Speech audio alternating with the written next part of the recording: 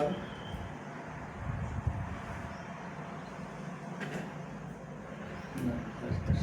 આગળ વધી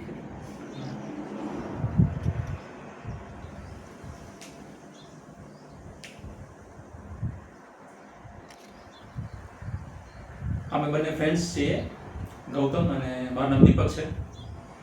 અમારી ઉંમર લગભગ સરખી જ છે, 33 વર્ષ ઉંમર છે અને કચ્છ ગુજરાતમાં રહીએ છીએ. આજે અમે ભેગા થયા છીએ એક વિષય ઉપર ચર્ચા કરવા માટે, ડિસ્કશન કરવા માટે. અને વિષય છે જે આપણા દેશમાં કોકરોચ જનતા પાર્ટી CJP દ્વારા આંદોલન ચલાવવામાં આવ્યું બી પેપર લીકના વિરોધમાં. તો એ ટોપિક અને એના સિવાય જે આપણા ભારત દેશમાં આંદોલનો ચાલી રહ્યા છે એ આંદોલનો ઉપર વિચાર વિમર્શ કરશું અને એકબીજાને ના નજરિયા દ્રષ્ટિકોણ જાણવાની કોશિશ કરશું અને પ્રશ્નો જે પણ હશે એકબીજાના નજરિયા વિશે એ પૂછશું એકબીજાને. તો સ્ટાર્ટ કરીએ. તો શું કેટલી ખબર છે તને કેટલી ખબર છે અત્યારે દેશમાં શું ચાલી રહ્યું છે આપણી વ્યવસ્થા આંદોલનો વિશે? હા, તે એક મહિનો અંદાજ કંઈક 23-24 કંઈક 28 દિવસ પહેલાં એક્ઝેક્ટલી આંકડો મને ખ્યાલ નથી, એટલે આંકડા ઉપર વધારે જોર ના દેજો. પણ એકચ્યુઅલી છેલ્લા એક મહિનાથી CJPનો પ્રોટેસ્ટ ચાલુ છે જંતર મંતર ઉપર કરો, જેનું ફૂલ ફોર્મ છે મતલબ કે નામ છે કોકરોચ જનતા પાર્ટી. અને એને સ્ટાર્ટ કરવાનો અને એને પ્લેટફોર્મ આપવાનું તી છે અભિજીત દીપકે અને સૌરભ નામ છે, અને ત્રીજા ભાઈ શું છે એક્ઝેક્ટલી નામ યાદ નથી. ટૂંકમાં 2 થી 3 જણા વ્યક્તિ છે જેણે આ મોમેન્ટ અથવા પ્રોટેસ્ટને શરૂઆત કરી. અને એ શરૂઆત કરી અને એને જેને કહેવાય ને શરૂઆત કરી તો સારું એવું હતું ઇન્ડિયા લેવલે, અલગ અલગ રાજ્યોમાં અને એની શરૂઆત સારી હતી. મેં એવું વિચાર્યું નહોતું મતલબ કે આટલી લેવલે જશે.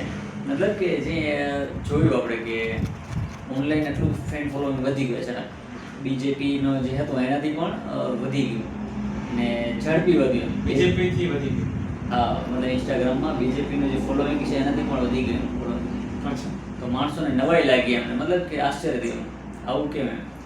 તો પણ પછી ચલો ઠીક છે, તો સોશિયલ મીડિયામાં તો આટલું મતલબ કે રીચ બને જ બરોબર, એનાથી કંઈ મોટી વસ્તુ ગ્રાઉન્ડ લેવલે શું એવા પ્રશ્ન થતા કે ગ્રાઉન્ડ લેવલે અથવા પ્રેક્ટિકલ લાઈફની અંદર શું થઈ જાય, ઘણો અંતર છે. વર્ચ્યુઅલ લાઈફ મતલબ મોબાઈલની દુનિયા અને રિયલ દુનિયામાં ઘણો ફરક એમ.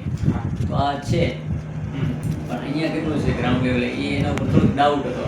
આમે અહીંયા જ્યારે ડિસ્કશન કરતા ને મતલબ ભાઈ બધા ભેગા બેસીને ફ્રેન્ડ છે બધા, તો એવી વાત આવતી કે ખબર નહીં એમ નહીં ટકી શકે એમ, BJP એટલી ખતરનાક પાર્ટી એમ. ખતરનાક ઇન ધ સેન્સ કે મતલબ તાનાશાહી ટાઈપની એમ, કે કોઈને ટકવા ના દે એમ, એને કામ નથી એમ. આટલા નેતાઓ પ્રોટેસ્ટ કરીને કે થાકી ગયા, આટલા ખેડૂત આંદોલન 9 મહિના હાલ્યું બરાબર, આટલા નહીંતર કોઈ પણ આંદોલન વધારે 90 દિવસ હાલવું જોઈએ એવું કહે છે બંધારણ. હા, 90 દિવસની અંદર એનો ખુલાસો કરવો જોઈએ ગમે એમ કરીને. પણ એ લિમિટ ક્રોસ કરીને પણ એ આંદોલન ગયા હતા ત્યારે માન એની કંઈક સાંભળવામાં આવી હતી. આ તો હવે એમાં શું થઈ જશે? ખેડૂત આંદોલનમાં કેટલા માણસો ટ્રેક્ટરથી પંજાબી કેટલી તાકાત હતી એમ. વિશ્વ લેવલે પણ ભારતમાં જે ખેડૂતોનું આંદોલન હતું એમને એક હાઈલાઇટ થયું હતું એમ, છતાં પણ ઘણો સમય લાગ્યો હતો સરકારે એમની વાત સાંભળી. બીજા ઘણા મતલબ યંગ પહેલવાન મતલબ કે આજે સ્પોર્ટ રેસલર ને એવા ઘણા બધા પ્રોટેસ્ટર આવ્યા, પણ એટલું બધું ખાસ કંઈ કરી ના શક્યા બરોબર. તો ત્યારે એક એવો પ્રશ્ન હતો કે મતલબ કે આ શું થઈ જશે એમ, પ્રેક્ટિકલ ગ્રાઉન્ડ લેવલે શું થઈ શકે. પણ હા, જ્યારે શરૂઆત કરી તો શરૂઆત એકદમ મસ્ત હતી, મતલબ સારા માણસો જોડાણા બરોબર. પણ એના અંદર શરૂઆત જે પાવર એન્જિન જેને કહેવાય ને કે પહેલો જ ગેર જેને તાકાત સ્પીડ વધારી હોય તો સોનમ વાંગચુક એડ ધ્યાન હતા. હા બરોબર. તો મને એ ટર્નિંગ પોઈન્ટ લાગ્યો, મતલબ સ્પીડ વધી ને એક એ પ્રોટેસ્ટરની વેલ્યુ પણ એડ બધાનું ધ્યાન ત્યાં ગયું. કારણ કે એ સોનમ વાંગચુક એક ઓલરેડી પહેલેથી એક નામચીન વ્યક્તિ હતા, હમ. બરાબર છે, મતલબ હતા means છે. તો નામચીન વ્યક્તિ હતા અને એ જોડાણા તો એની ઇફેક્ટ વધી, તો માણસો ઘણા જોડાણા એમ. અને તો પણ એવું લાગતું હતું કે હવે આ પેલા કરી ચૂક્યા છે, મતલબ લદ્દાખની અંદર ને સોનમ વાંગચુક કે પહેલા પણ protest. હા, અને બીજું કે એક એનાથી પહેલા એક પ્રોટેસ્ટર જે ગંગા નદીને ક્લીન કરાવવાના હતા, બરોબર હા. એમનું નામ શું? હા, યાદ નથી આવતું. હમ.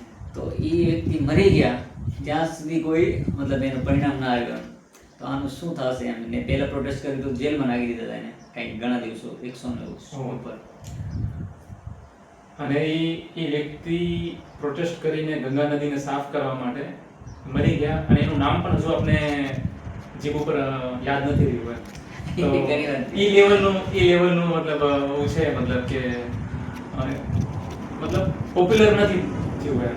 જેટલું સીજેપી પોપ્યુલર થયું છે કે કેટલા ઓછા સમયમાં ઇન્સ્ટાગ્રામમાં ફોલોઅર સંખ્યા એમની વધી, ઘણા ઓછા સમયમાં. એ એક રેકોર્ડ બ્રેક જેવું હતું કે મોટા મોટા સેલિબ્રિટી પણ જ્યારે ફર્સ્ટ ટાઈમ ઇન્સ્ટાગ્રામમાં આવ્યા ત્યારે એટલું ઝડપથી ફોલોઈંગ એમનું પોપ્યુલર એટલું થયું નતું જેટલું. એટલે એવું હોય ને કે ભારત કા બચ્ચા બચ્ચા જય શ્રી રામ બોલે કે હવે ઊંધું આવે, ભારત કા બચ્ચા બચ્ચા કોકરોચ કોકરોચ બોલે કે એવું થઈ ગયું.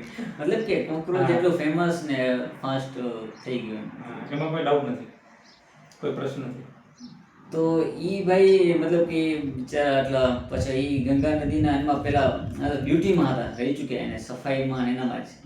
એમાં ઈ એનો હોદ્દો પણ હતો એમ. એટલું એનું રિસ્પેક્ટ, એટલું સ્થાન હતું છતાં કોઈ વેલ્યુ નહીં એમ. ઈ મરી ગયા તો એક ફરક ના પડે, એક શબ્દ પણ ના બોલે એમ. પછી મર્યા પછી ન બોલે પણ પછી શું ફાયદો એમ. તો એટલી લેવલે મણિપુરમાં આટલું બધું થયેલું તો પણ સરકાર તરફથી કોઈ પણ જાતનું જવાબદારી નહીં, જવાબદારી જેવો શબ્દ જ નહીં એમ. તો એ તો દેખાડું કે સરકાર છે એ એને ઘમંડ તાનાશાહી જેવો સ્વભાવ હતો. તો આ જે આટલું ઝડપથી પોપ્યુલર થયું અને રિઝલ્ટ મળ્યું, એમને જે માંગો હતી સીજેપીના જે મુખ્ય, એ માંગો પણ સરકારે સ્વીકારી. હા, તો આવું થવા પાછળનું કારણ શું હોઈ શકે? એક તો સોનમ વાંગચુક જે વ્યક્તિ છે એમને એમનો સપોર્ટ ટર્નિંગ પોઈન્ટ રહ્યો છે. એના સિવાય કયા કયા એવા ફેક્ટર છે જેના કારણે એટલે સોનમ વાંગચુક જોડાણા એનાથી એક મળ્યું પણ એનાથી એટલું પણ ફરક ના પડે. હવે છે એને કન્ટિન્યુ ના રાખ્યું. સોનમ વાંગચુકે એક ડિસિઝન સારું લીધું કે આમ પાછળ ના હટે, મતલબ ઝડપી, મતલબ કે એને અનશન ચાલુ જ રાખ્યું. કોઈને વાતેમાં આયા નહીં. ઘણા બધા માણસો એને કીધું કે તમે તોડી નાખો. હવે તમારું જીવન ઉપર સવાલ છે. ઇવન સીજેપીના જે હતા, મતલબ જે સભ્યો હતા, બીજા એ લોકો મતલબ અભિજીત અને એ બધા લોકો પણ એમને રિક્વેસ્ટ કરી કે તમે તમારો જીવ વધારે. દેશના લોકો કરી, એના ટીમ વાળા એ લોકોએ પણ એને કીધું પણ એને કર્યું નહીં. તો એ એક વધારે પ્રેશર ક્રિએટ સરકાર ઉપર, તો વધારે પ્રેશર ક્રિએટ થતું હતું. પછી એવા એક્ટ્રેસ અમુક સોનાક્ષી સિંહ ખાસ કરીને એને મને એમ લાગેલું કે એને ઘણું આમ મને ચૂપી તોડી. પછી આપણે 3 ઇડિયટના જે શું છે ચતુર, એને મસ્ત કામ કર્યું. એટલે શરૂઆતમાં એ લોકો હતા જે એકદમ ફેસ રિવીલ કરીને એકદમ ખુલ્લી રીતના, ફક્ત આમ ટ્વીટ કરીને નહીં કે આમ બસ આવી રીતના એવી રીતના નહીં, ચતુર આમ ખુલીને દિલથી એવું ફિલિંગ્સથી એને બોલે. તો આમ એના અંદર ફિલિંગ્સ દેખાણી. આ લોકો તો જાણે કંઈ ફોર્માલિટી કરે ખાલી. બીજા સેલિબ્રિટી છે એ જાણે એક કાગળ પર ટ્વીટ કરી નાખીએ તો એનો ખબર પડે કે આપણે કે એનું સંવેદનશીલતા ખાલી ટ્વીટ સુધી છે. એક વિડીયો પણ નથી બનાવી શકતા. વિડીયોનો જમાનો હવે, મોબાઈલનો જમાનો હોય. નરેન્દ્ર મોદી પોતે લાસ્ટમાં વિડીયો બનાવીને એને આવવું પડ્યું, બરોબર. તો બીજા સેલિબ્રિટી ખાલી ટ્વીટ કરે, એનાથી શું ફેસ રિવીલ કરે, બોલે, ખુલ્લા એના ભાવો ને એક્સપ્રેશન આપને ખબર પડે, બરોબર. તો આ એક એ બધા થોડોક સેફટી પણ ગેમ રમતા હતા બધા બીજા સેલિબ્રિટી. હું તો એવું માનું જે લોકો વિડીયો દ્વારા જે પોતાના સ્ટોરી અને સ્ટેટસ દ્વારા જે બધું, જેમ કે વિશાલ દદલાણીએ સતત એણે મીડિયાનું કામ કર્યું, બરાબર. તો એ છે રિયલ સેલિબ્રિટી. અને મતલબ કે એ લોકો મને વધારે પસંદ આવ્યા. અને એ લોકોના કારણે ઘણો સપોર્ટ રહ્યો સીજેપી આંદોલનને ફેલાવવામાં, ઘણો સપોર્ટ રહ્યો માણસો સુધી પહોંચાડવામાં. તો સોનમ વાંગચુક અને આ બધા જે સેલિબ્રિટી છે તો એ બધા લોકો દિલથી સપોર્ટ કર્યો. જે સ્ટુડન્ટ્સ વિરોધ કરી રહ્યા હતા એમને સપોર્ટ કર્યો પૂરા દિલથી. તો આજથી પહેલા જે આંદોલનો થયા છે એમાં સ્ટુડન્ટ્સના પણ આંદોલન થયા છે.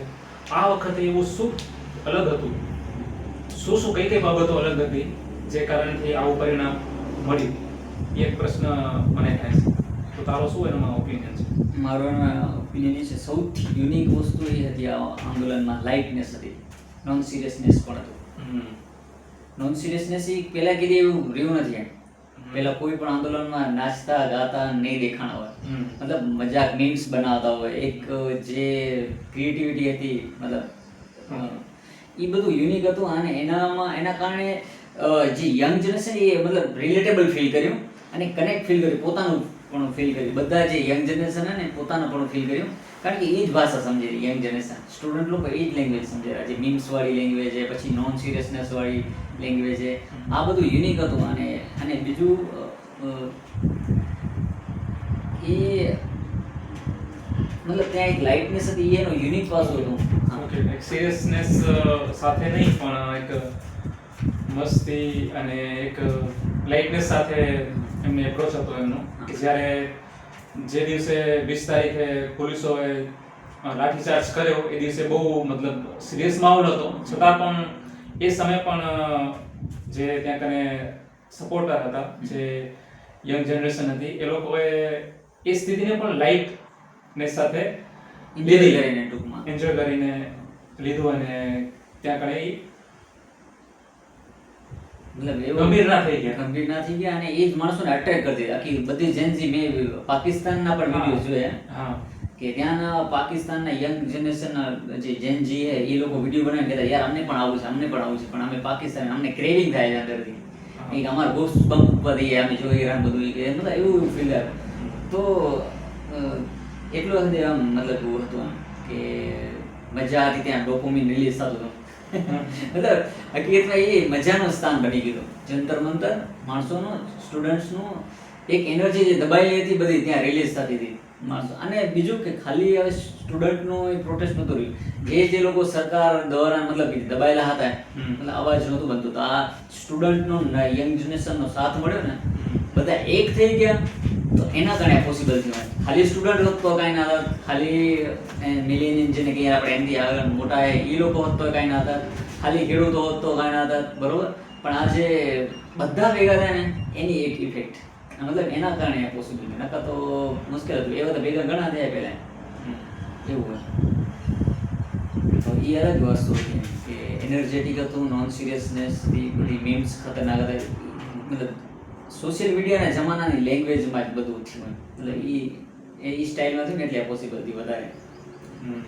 હા, તો મતલબ પોઈન્ટ એ છે કે જેન ઝી જે જનરેશન ઝેડ છે, ઝી જનરેશન, એમની નોન સિરિયસનેસ સૌથી પહેલું કારણ આપણે જણાવી શકીએ કે જે પ્રોટેસ્ટ અને જે માંગો હતી, અન્યાય વિરુદ્ધ, અસત્ય વિરુદ્ધ જે માંગો હતી, અને એ એક લડાઈ હતી. લડાઈમાં એક કદમ, એક પગથિયું આપણે આગળ વધ્યા કે જે એજ્યુકેશન મિનિસ્ટરના સમયમાં નીટ પેપર અને એના જેવા બીજા કેટલાય દેશ લેવલના જે એક્ઝામિનેશન હોય છે એમના પેપર લીક થયા.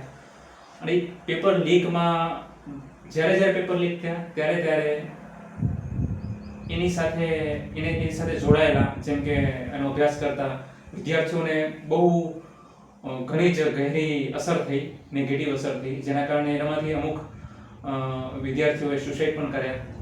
તો જે સ્થિતિ હતી એ સિરિયસ હતી,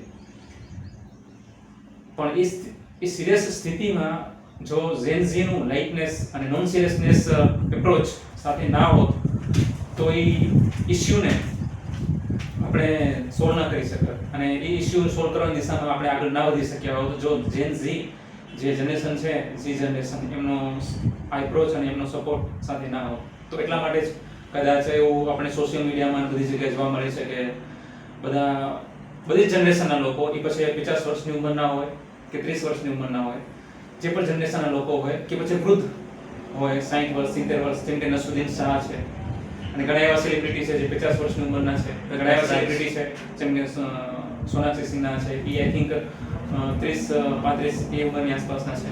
તો એ બધાએ થેન્ક યુ એક રીતના આભાર પ્રગટ કર્યો છે ઝેન ઝી જનરેશનને. તો પેલું આપણે કારણ જ્યારે વિચારીએ કે આવું ચમત્કાર તો નહીં, પણ ચમત્કાર જેવી ઘટના જે ઘટી છે તો એના પાછળનો જે આપણે કારણો આપણે ડિસ્કસ કરીએ છીએ, તો એનામાં ફર્સ્ટ કારણ આ ઓબ્વિયસલી હું પણ એગ્રી છું કે હું પણ એવું વિચારું છું કે જો જેનઝીનો જે એપ્રોચ એ જે છે નોન સિરિયસનેસ એ ના હોત તો પોસિબલ ના થઈ શક્યું. અને તારું શું માનવું કે આ રાજનેતાઓ બધા જે એડ કઈ પોલિટિકલ હતું કે એનો સપોર્ટ પણ ક્યાંક કામ લાગ્યો? મતલબ કેજરીવાલે કે સંજય સિંહે કે ચંદ્રશેખર આઝાદે કે પછી બીજી કોઈ પણ પાર્ટીના શિવસેનાના જે અધ્યક્ષ છે એ પણ આવ્યા, તો આ બધું એટલે એનો પોલિટિકલ એજન્ડા હતો કે પછી એનો પણ કોઈ એના સપોર્ટથી પણ કંઈક અસર થઈ? સારું કહેવાય કે ખરાબ કહેવાય એનો આવું?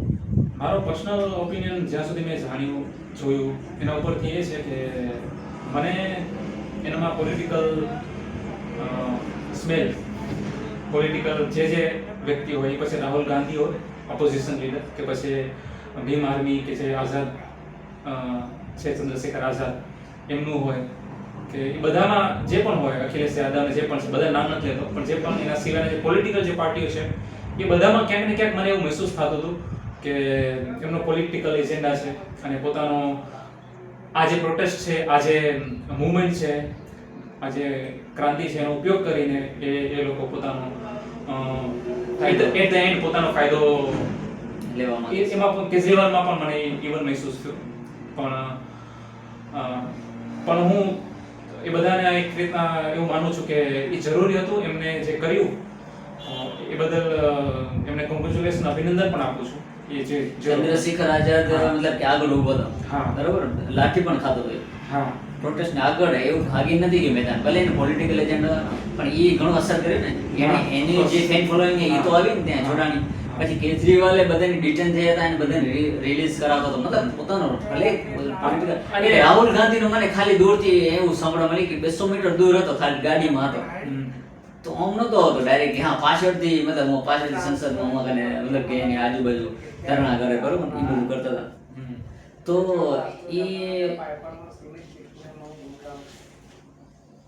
તો મતલબ એ રાહુલ ગાંધી ઓછું લાગ્યું મને મુખ્ય મેન, પણ તો ચલો એના જોડાણથી પણ ફરક પડે. હકીકતમાં બધાનું જોડાણ હતું એટલે જ પોસિબલ થયું, બાકી તો આપણે ભલે એમ કહીએ પોલિટિકલ એજન્ટ ભલે હોય, ઇન શોર્ટ આને જે તાનાશાહી મતલબ કે આને ડેમોક્રેટિક નું જે ઉદાહરણ પૂરું પાડવા બધાનો સપોર્ટ છે, બધાનો સાથ છે, હું એવું માનું છું. બધા ભાગીદાર છે. એક મારો પોતાનો પર્સનલ ઓપિનિયન એવો છે, સિવાય એકને છોડીને પત્રકારો, મીડિયાનો બિલકુલ પણ સપોર્ટ, મતલબ કહેવાય ને 10% પણ સપોર્ટ નતો. એના બદલે બધી મીડિયા જેને કહેવાય ને, હા, મીડિયા મતલબ જે ટેલિવિઝન મીડિયા છે, ટેલિવિઝન મતલબ એમાં પણ સ્પેશિયલી ટેલિવિઝન મીડિયા ખાસ કરીને, અને અખબાર તો હું વાંચતો નતો એટલે મને ખ્યાલ નથી આ સમય દરમિયાન. અખબાર તો મેં વાંચ્યા નહોતા કે ત્યાં અખબારમાં કાંઈ નામ ના, કચ્છ મિત્ર આપણો એટલો ફેમસ આ કચ્છ લેવલે પણ કીધી ન્યૂઝ નતો રાખતો, અમારે રહીને ન્યૂઝ રાખતો, એટલો ખબર પડી થોડુંક વધારે થાય આવે વાંધો નહીં, મતલબ પાવર વધેરો ત્યારે ડરીને. તો આ મીડિયા થોડી કહેવાય. સોશિયલ મીડિયાને છોડીને સોશિયલ મીડિયાની વાત, કેમ કે આ બધું મૂવમેન્ટ થઈ શકે છે તો સોશિયલ મીડિયાના પાવર, એના સપોર્ટથી જ વધારે એમાં એના વિશે પણ આપણે ડિસ્કસ કરશું કે સોશિયલ મીડિયાનો કેવી રીતના આપણે યોગદાન આમાં રહ્યું છે. પણ આપણે આ વાત કરીએ કે ઓપોઝિશન છે, બધી પાર્ટીઓ છે, એ લોકોનો સપોર્ટ, તો એ લોકોનો સપોર્ટ ચોક્કસ આમાં રહ્યો છે, પણ સાથે એ પણ હતું કે એમને પોતાનો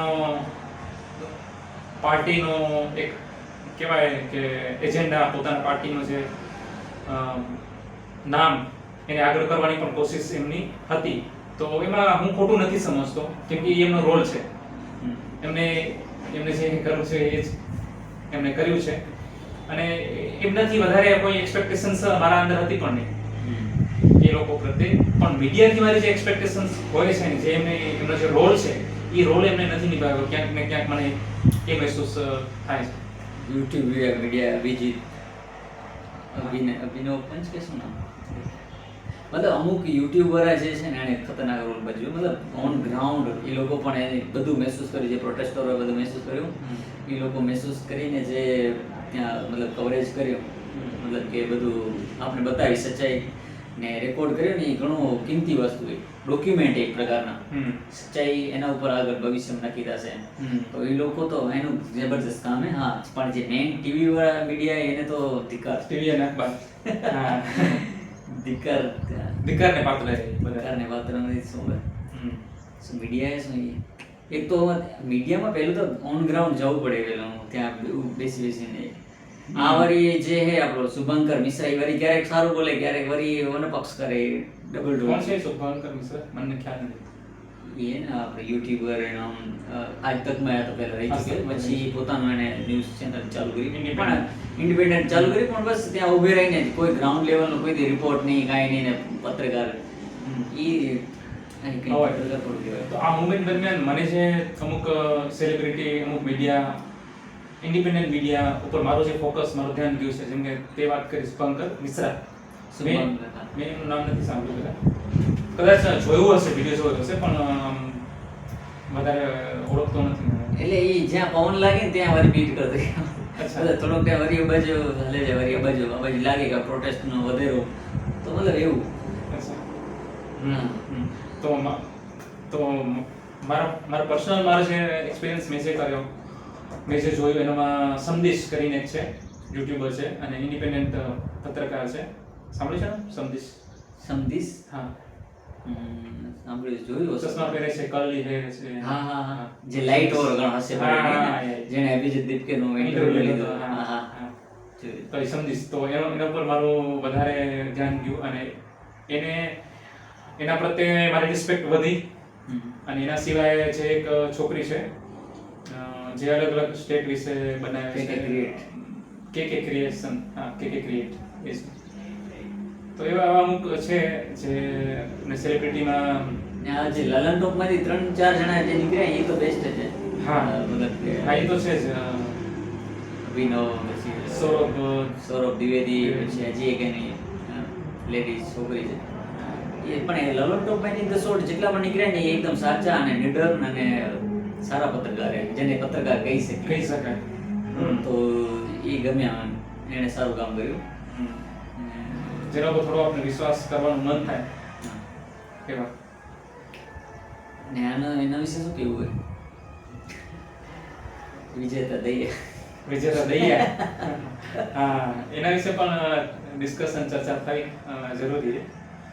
કેમ કે એ વ્યક્તિ વિશે મતલબ મેં વધારે રિસર્ચ કર્યું નથી કે એનું ઇન્વોલ્વમેન્ટ કેવી રીતના થયું, કેટલો સમયથી બંને વચ્ચે સંબંધ શું છે, એ વ્યક્તિ ક્યાંનો છે, શું છે, એનું એજ્યુકેશન શું છે, ઓલ ઓવર બેકગ્રાઉન્ડ મને ઘણું બધું ખબર નથી એના વિશે. પણ મને જે જાણકારી ને જે મને મારા સુધી પહોંચી એના ઉપરથી મારો જે ઓપિનિયન છે એ એવો છે કે વિજેતા દૈયા જે મેં વિડીયોઝ જોયા અને એનું જે ક્લિયરિફિકેશન વાળો છે, મેં એક જ વિડીયો જોયો છે. મેં ક્લિયરિફિકેશન આપે છે કે એને ભૂખ લાગી હતી તો પછી ગયો પ્રોટેસ્ટથી દૂર અને એવી રીતના. તો મને એવું મહેસૂસ થયું કે એ વ્યક્તિ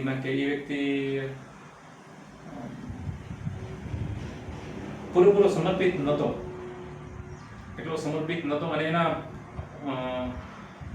વિજેતા દૈયા એટલે મારો પોતાનો મત એવો છે કે કોઈ પણ મૂવમેન્ટ, કોઈ પણ પ્રોટેસ્ટ જ્યારે આપણે દેશ માટે, કોઈના હકો માટે લડીએ, ખેડૂતો હોય, વિદ્યાર્થીઓ હોય, કોઈના પણ હકો માટે, કોઈ સમાજ હોય, જ્યારે આપણે લીડ કરતા હોઈએ, આપણે એના મુખ્ય ચહેરા હોઈએ, આપણે એના ફર્સ્ટ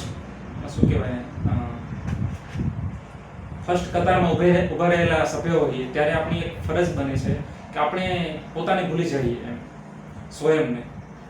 અને આપણે સમૂહની માનસિકતા, સમૂહનો જે ગ્રુપ જે પેઇન મહેસૂસ કરતો હોય, જે દર્દ મહેસૂસ કરતો હોય, એ આપણે પણ મહેસૂસ થવો જોઈએ. તો જ આપણે એનો અવાજ બની શકીએ, તો જ આપણે સમૂહ આપણને સ્વીકારશે, તો જ આપણને સમૂહ કહેશે કે હા આ વ્યક્તિ અમારો છે. જો આપણે સમૂહથી અલગ થઈ જશું, સમૂહ જે મહેસૂસ કરે છે, જે ગ્રુપ જે મહેસૂસ કરે છે, એ આપણે મહેસૂસ નથી કરી શકતા, તો એ ગ્રુપ આપણને નીકાળી દેશે. તો મને એવું મહેસૂસ થાય છે એ ઘટનામાં કે વિજેતા દૈયાનું અપ્રોચ અને એનું જે વર્તન હતું એ એવું હતું કે એ ગ્રુપનો પેઇન, ગ્રુપનું જે ખુશી છે પોતાની મહેસૂસ નહોતો કરી શકતો. એમાં એક પોતાનું મહેસૂસ કરવામાં સમર્થ નહોતો રહ્યો. મારો પોતાનો ઓપિનિયન એવો છે. મતલબ બીજાને શું ભૂખ નહીં લાગી હોય, અને ત્યાં તો બર્ગર બધું હતું, એને બર્ગર જ ખાવું હતું. પિઝા, બર્ગર ત્યાં બધું માણસો ફ્રીમાં જે લોકો બિચારા પહોંચી નતા શકતા એ રીતના ડાયરેક્ટલી ક્યાંક મને પ્રશ્ન પણ થયા કે ક્યાંક વિજય દહિયાને જે ગવર્મેન્ટ જે પાવરમાં છે જેના વિરુદ્ધ આ આખી મૂવમેન્ટ હતી એના લોકોએ એને એપ્રોચ કર્યો છે. કેમ કે મેં એવા ઘણા સોશિયલ મીડિયામાં ક્રિએટર્સ છે એમના કન્ફેશન મેં વાળા વિડીયો જોયા જેમાં એ કન્ફેસ કરતા હતા કે ઘણા એવા પાવરમાં જે લોકો છે એ લોકોએ એમને ખરીદવાની કોશિશ કરી. તો મને ક્યાંક એવું મહેસૂસ વિજેતા દહિયામાં ડાઉટ મને થાય છે કે ક્યાંક કરવાની કોશિશ કરી હશે વિજેતા દહિયાને, કારણ કે એ કરતા જ હોય જ્યારે જે વ્યક્તિ પાવરમાં હોય પોતાનો બધા જે હથકંડા પોતા બધા જે તરીકા સામદાન દંડ ભેદ અપનાવે અને એવું કરવાની કોશિશ કરે. તો જે નિર્ણય લીધો એ મને બહુ ગમ્યો, કારણ કે જે માંગ હતી પહેલી જ માંગ હતી ઇસ્તીફાની, રિઝિગ્નેશનની જે માંગ હતી એ રિઝિગ્નેશન શરૂઆત જ પહેલું જ પોતાના જ એક ગ્રુપમાંથી શરૂઆત થઈ કે એક મહત્વનો વ્યક્તિ હતો, એમનો સ્પોક પર્સન હતો, એ ઘણો ટાઈમથી સાથે હતો. એ વ્યક્તિ પણ જ્યારે જો ગ્રુપ જે સમૂહ છે એની અવાજ નથી બની શકતો, એનો દર્દ નથી મહેસૂસ કરી શકતો, તો એને પણ રિઝાઇન અને એને પણ કાઢી નાખવામાં આવશે. તો એ એક સૌથી મહત્વનું મોટું કદમ પણ કહી શકાય આ મુવમેન્ટની સફળતા પાછળ, કે જે એ લોકો બોલે છે એ લોકોએ કર્યું એમ. સૌથી પહેલા જે એ લોકો માંગે છે સામે પાવર પાસેથી એ લોકોએ પોતાના સમુદાય પોતાના ગ્રુપમાં પણ એ વસ્તુને કરી. એ સરળ નહીં રહી હોય એ લોકો માટે પણ એ કરવાનું, કાર્ય કરવાનું, વિજય દહિયાને બહાર નીકળી નાખવાનું ડિઝાઇન માટે.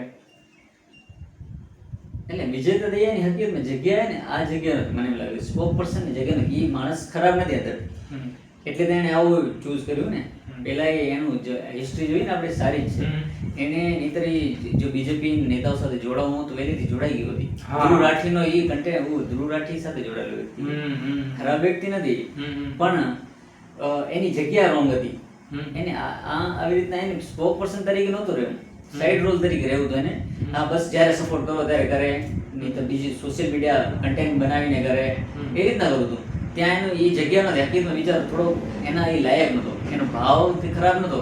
હા પછી ગુસ્સામાં એ બર્ગર ખાવાના જે વિડીયો નાતા, પછી ફ્રસ્ટ્રેશનમાં એવું કાઢેલો કે હું મારી કોઈ નોકરી નથી, એ પછી માણસો એને ઇન્સલ્ટ ને કર્યું એટલું બધું વિડીયો બનાવે એટલે એના અંદરથી નીકળ્યું બધું.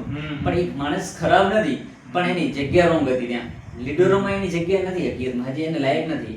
ઇન શોર્ટ મને આવું દેખાયું. એને તો એની સાથે જે એક્શન લેવામાં આવે છે વ્યવહાર થયો એના વિશે તારું શું માનવું છે? તો એક્શન એવી રીતના ના કરે. હા વિડીયો જે પહેલા વાર જે છોકરાઓ એને વિડીયો બનાવ્યો એનાથી ખબર પડી ને, તો એ જે હતા છોકરા ભલે વિરોધી હતા પણ ખબર તો પડી કે આવી રીતના મૂકીને લઈ ગયો એમ બર્ગર કા. મતલબ એવું ના કર, બીજાને યાર ભૂખ નથી લાગતી શું?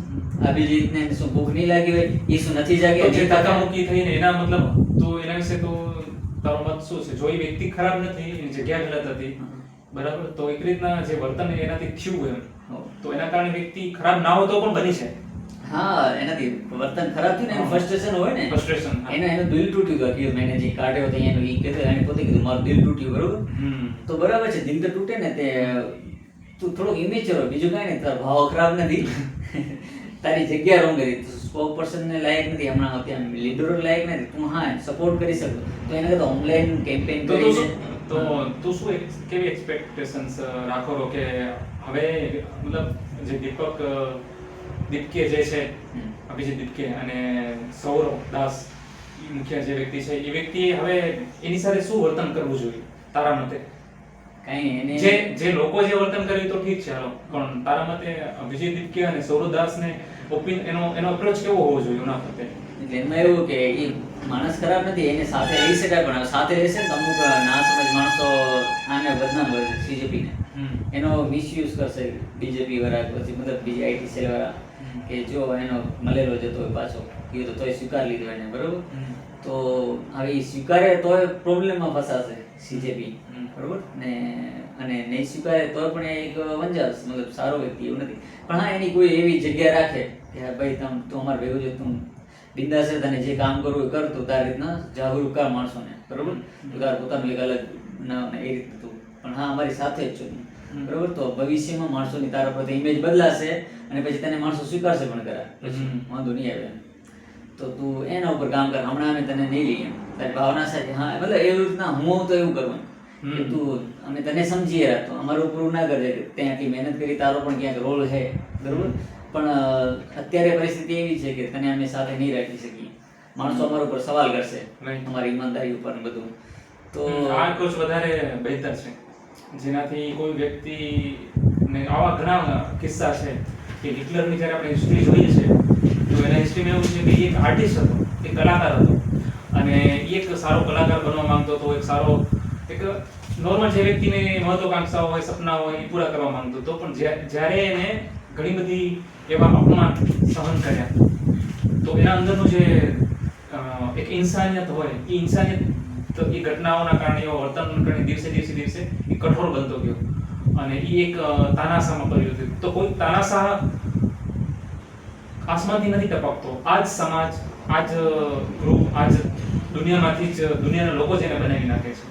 તો ક્યાંક ને ક્યાંક તાનાશાહ વ્યક્તિ કોઈ ખરાબ વ્યક્તિ બની જાય છે કે જુલ્મ કરે છે, અત્યાચાર કરે છે, આપણે પૂરેપૂરો દોષ એના ઉપર ઢોળી નાખવો એ યોગ્ય નથી કે આપણે એને મોકો આપવો જોઈએ. જેમ કે વિજેતા દયા વિશે આપણે ડિસ્કસ અત્યારે કરીએ છીએ કે નો ડાઉટ એનો વર્તન જે હતું આ સમય દરમિયાન જે હોવું જોઈએ એ નહોતું અને એમાં જે તારો પોઈન્ટ ઓફ વ્યૂ છે કે એની જગ્યા સહી નથી.